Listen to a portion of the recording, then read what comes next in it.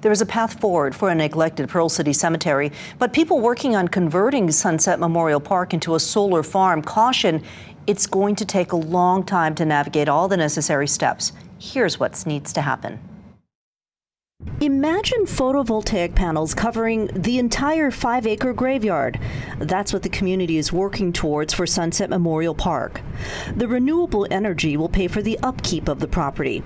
At a well-attended November 16th neighborhood board meeting, most of the community members liked the idea. So now what?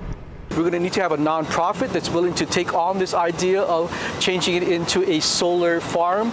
They're going to have to present that to a probate judge. More on that probate judge in a moment, but about the nonprofit Friends for Sunset Memorial Park. Neighborhood Board Chair Larry Veray says when Governor David Ige and State Attorney General Claire Connors were in office, they asked him to take on the presidency. They had personally asked me to take it on because I'm connected with the cemetery, working the problem itself, and I agreed to do that. The group will have to present the idea of the solar farm to a probate judge. If he or she greenlights the idea, the property can be moved into a trust managed by the nonprofit. Right now, the estate is in a trust managed by the state since the owner died without naming an heir. And because the land has no owner, there's nobody with the official right to complain to police when there's illegal activity. And the first thing we've got to do is secure the cemetery from the homeless and the transients that are coming in, because right now we have no trespass authority.